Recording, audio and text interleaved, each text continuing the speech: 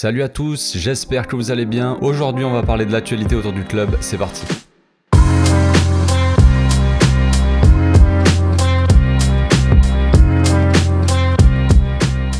Au passage, n'hésitez pas à vous abonner à ma chaîne si vous kiffez mes vidéos, c'est le meilleur moyen de me soutenir. Le Barça a gagné son derby ce week-end pour le premier match de l'ère de Xavi. Le but a été inscrit par Memphis sur penalty et il y a une polémique autour de ce péno. Après le match, Raúl de Tomás a dit que le penalty était une blague.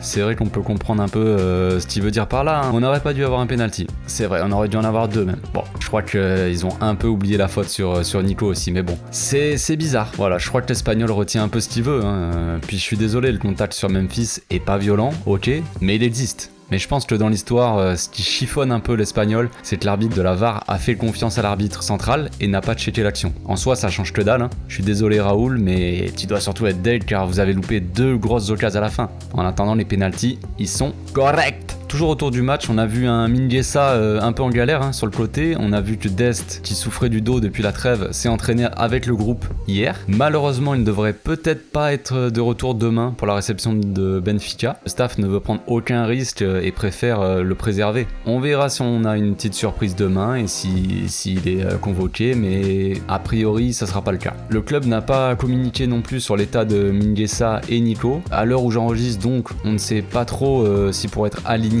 demain, mais bon, on verra bien, peut-être dans la journée les infos vont sortir. En attendant, une info est sortie donc hier qui disait que Xavi n'aurait pas fait rentrer Roberto pour le garder au frais pour Benfica.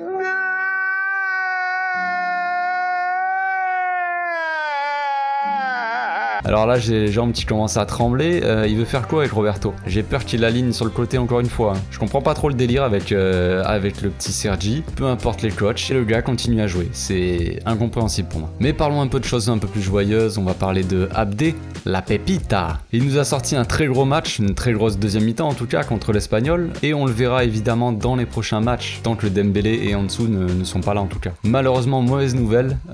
Lui et Ilias ne peuvent pas être convoqués contre Benfica, car ils sont pas inscrits en Ligue des Champions. Ilias, je crois qu'il est inscrit avec les jeunes, mais Abde n'est pas inscrit.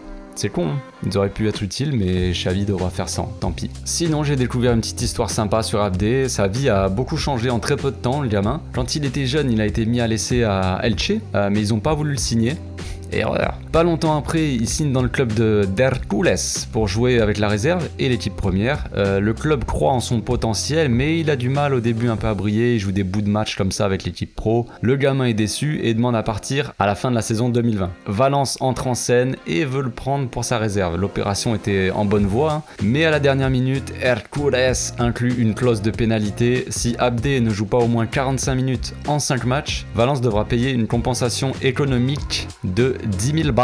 Bizarrement, Valence refuse et les négociations sont rompues. À partir de ce moment-là, Abde commence un peu à se chauffer, il se motive, allez, il dit on va y aller les gars, on va le faire. Hercules change de coach et le joueur devient indiscutable. En 2 mois, il met tout le monde d'accord et son talent commence à faire un peu de bruit en Espagne. Notre ancien secrétaire technique, Ramon Planes, commence un peu à se chauffer, le Real Madrid aussi, mais le Barça a une petite longueur d'avance. Alors que le transfert est en bonne voie, Hercules complique encore les choses. Ils veulent que le joueur reste en prêt pour la saison alors que le Barça le veut tout de suite dans son équipe. Après quelques jours de tension et à quelques heures de la fermeture du mercato d'été, le Barça finit par déposer la clause libératoire de 2 millions pour le joueur. Donc voilà, aujourd'hui on peut être content d'avoir un gamin talentueux comme lui, hein. Peut-être qu'à l'avenir il brillera au Camp Nou, il enflammera la foule, ça on verra bien avec le temps. En attendant, c'est Valence qui doit être content.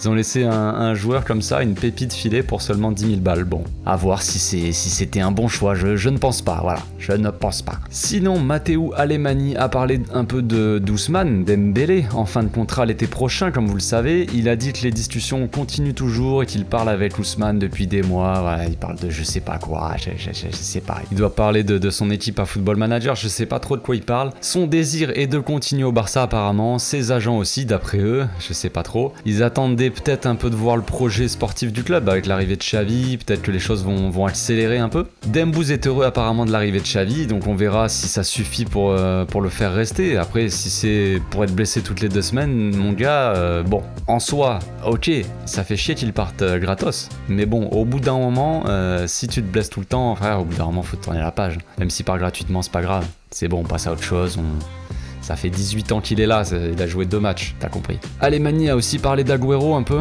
Il a dit qu'il fallait le respecter un peu et lui donner du temps. Ils veulent pas se précipiter pour annoncer une retraite. Mais bon, la situation est délicate. Et perso, je le vois pas reprendre. Déjà le jour où c'est arrivé, qu'il a eu son malaise, je croyais déjà pas à son retour. Je me suis dit c'est finito. Problème au cœur, soirée même, je me suis dit ça sent pas bon. Problème au cœur, c'est très délicat, hein, surtout quand t'arrives à un âge un peu avancé, enfin pour un sportif quoi. Donc on verra bien, mais bon j'y crois pas. Malheureusement c'est triste, mais c'est la vida. Côté Mercato, Xavi a pris les choses en main. Il y a un peu plus d'un mois, Ramon Planes avait réactivé un peu l'option Donny van de Beek. Voilà, le gars il joue pas trop à United et voudrait bouger du club. Et il se revoyait bien reformer un peu la doublette avec Frenkie. Mais Xavi apparemment a rejeté l'opération. Il dit qu'il a pas besoin de milieu de terrain, en qui il a une pleine confiance. Message fort pour les Busquets, De Jong, Pedri, Nico, Gavi et Riqui Puig. Après, je m'inquiète pas pour le Van de Beek, c'est un très bon joueur. United a changé de coach. Bon, ils ont pris l'adjoint, je crois, ou enfin, ils ont pris Carrick, quoi.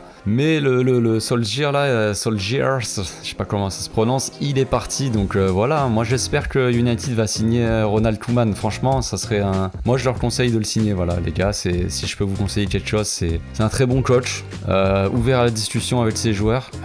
Il fait des très bons choix tactiques. Il utilise vraiment tout son effectif. Vraiment un très bon coach, quoi. Franchement, je vous le conseille, les gars.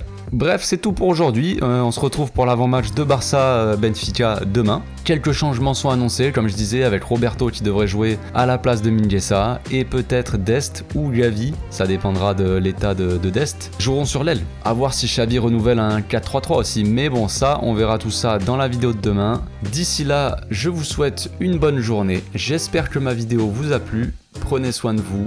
Ciao.